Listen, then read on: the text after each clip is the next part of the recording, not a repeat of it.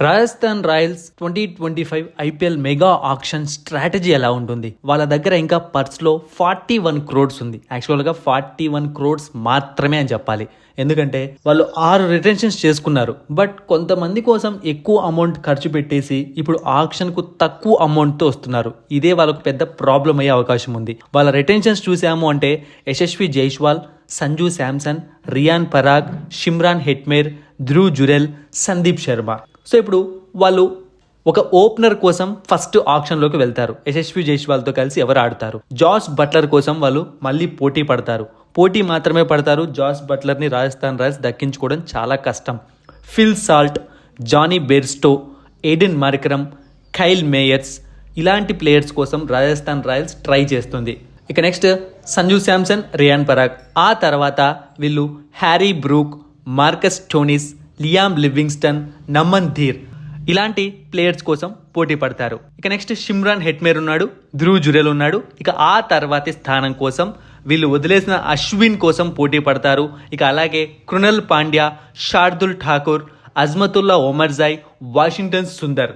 So ఈ ప్లేసే Rajasthan రాయల్స్కు important కాబోతోంది. ఎందుకంటే లాస్ట్ 2-3 ఇయర్స్గా వాళ్ళు అద్భుతంగా పర్ఫామ్ చేస్తున్న వాళ్ళకున్న ఒక ప్రాబ్లం ఏంటి అంటే ఒక మంచి ఆల్రౌండర్ వాళ్ళ టీంలో లేకపోవడం.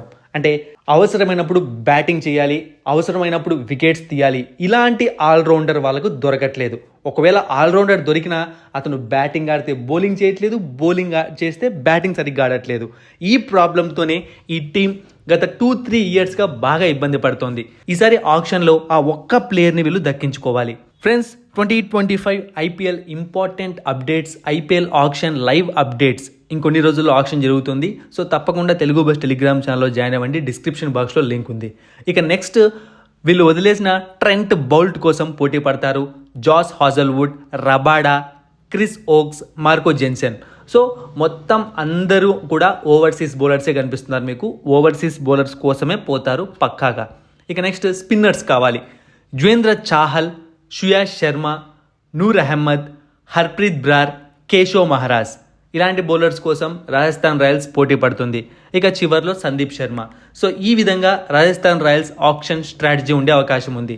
వీళ్ళు 6 మంది ప్లేయర్స్ని రిటైన్ చేసుకున్నారు కాబట్టి వీళ్ళ దగ్గర ఉన్న అమౌంట్ తక్కువే అండ్ వీళ్ళ స్ట్రాటజీస్ కరెక్ట్గా లేకుంటే చాలా ప్రాబ్లమ్స్ తెచ్చుకునే అవకాశం ఉంది. మరిన్ని ఇంట్రెస్టింగ్ వీడియోస్ కోసం సబ్స్క్రైబ్ చేయడం మర్చిపోకండి.